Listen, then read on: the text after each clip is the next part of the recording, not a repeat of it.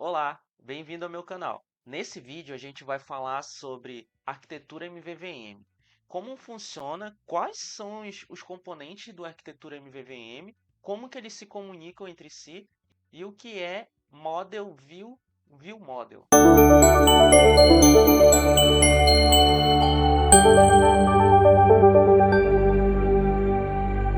Olá, eu me chamo Raisson Robert, sou especialista em desenvolvimento mobile. Então, se você não é inscrito no canal, se inscreva. Nesse vídeo vamos falar mais sobre a parte teórica da arquitetura MVVM. Então vamos lá. O que é o MVVM? Nada mais é do que a arquitetura de software que ele serve para modularizar o seu projeto. Então ele separa as responsabilidades e facilita a manutenção de teste na hora de você testar a lógica em si, porque dentro da camada ViewModel fica guardada toda a lógica do seu aplicativo. Quais são os componentes do MVVM? O primeiro componente é a view, é onde fica a interface do usuário, onde o usuário se comunica através de seu dispositivo. Então, aquela camada que o usuário está vendo é a camada de view. Por trás da camada de view, vem a camada de view model, é onde gera toda a lógica. Então, no momento que o usuário clicar no botão, ele vai ter uma determinada ação e essa ação vai ser definida pelo view model. E o view model em si se comunica com a camada de dados, que é a camada de model. Então, o model nunca vai se comunicar com a view, sempre vai ter um intermediário passando entre o view model. Qual é o funcionamento do MVVM? Ele funciona da seguinte forma: a view e o view model, eles se comunicam através de uma ação do usuário.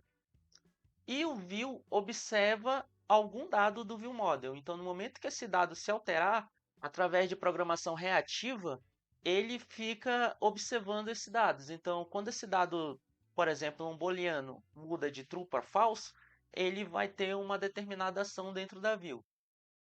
Por si, o ViewModel ele precisa se comunicar com o repository. O que é o repository? Ele vai buscar uma função no repository que me diga se eu vou estar buscando dentro de uma API ou dentro do meu banco local que a gente usa o MUM hoje em dia, que é o chamado SQLite, dentro do próprio dispositivo Android.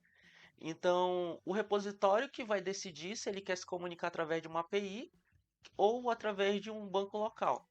Supondo que ele se comunique através de uma API, o repositório vai fazer uma requisição direto para a API e a API vai retornar a resposta do back-end.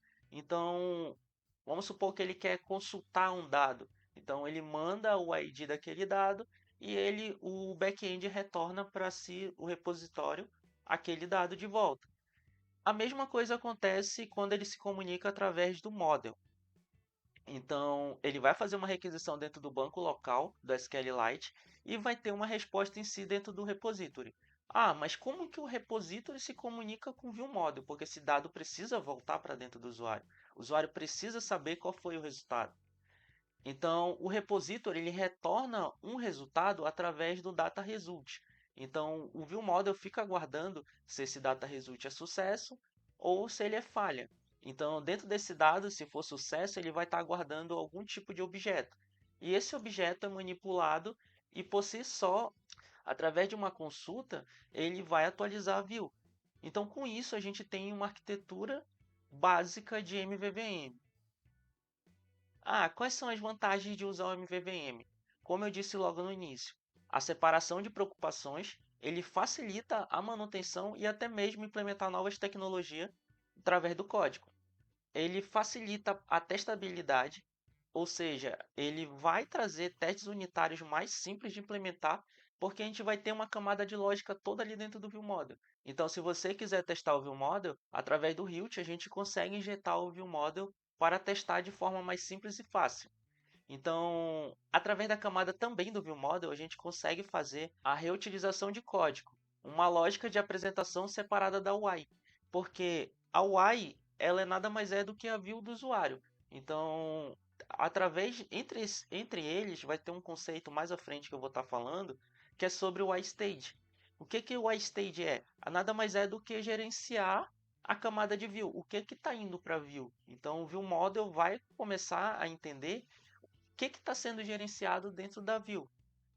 A view sabe o que o view model faz? Não sabe. Ela não sabe que lógica nenhuma. Ela apenas chama a função do view model e o ViewModel determina para onde. Então, o repository vai fazer a consulta ou na API ou também através do SQLite dentro do próprio dispositivo Android. E atualização de databind, ou seja, de forma automática dentro da Vue, através de programação reativa, ou seja, o Live Data, ele também é uma programação reativa. Eu vou estar falando mais para frente sobre Live Data. Ele, através disso, ele atualiza o bind, porque a Vue vai estar sempre observando o dado do Live Data. Então, no momento que ele se alterar, aquela variável já vai se alterar de forma automática. A desvantagem: bom, a curva de aprendizado pode ser mais complexa, mas é bom a gente entender que existe uma arquitetura do que não existir uma arquitetura, onde você não vai conseguir testar o seu projeto se caso não tiver uma arquitetura e até mesmo para você dar manutenção no código fica muito complexo. A verbosidade pode requerer mais código e entendimento total do ViewModel. Então, se você entendeu que a Vue é a camada do usuário, a camada de Vue de interface do usuário, o ViewModel é a camada de lógica do seu aplicativo e o Model é a camada de dados. Se você entendeu isso, você já entendeu, vamos dizer que 90% da arquitetura MVVM. Bom, no próximo vídeo eu vou estar aplicando diretamente a arquitetura MVVM dentro do nosso projeto. Então eu vou estar disponibilizando o slide, basta vocês clicarem no link e clonar o projeto. Após vocês conseguirem clonar o projeto, vocês vão ter acesso ao código fonte. Então, através dele, vocês vão conseguir acompanhar o que eu vou estar fazendo no próximo vídeo. Eu espero que vocês tenham gostado do vídeo. Então, foi uma parte teórica explicando sobre o que é MVVM. E no próximo vídeo eu vou estar explicando como é na prática. Obrigado a você que assistiu até o último minuto do vídeo.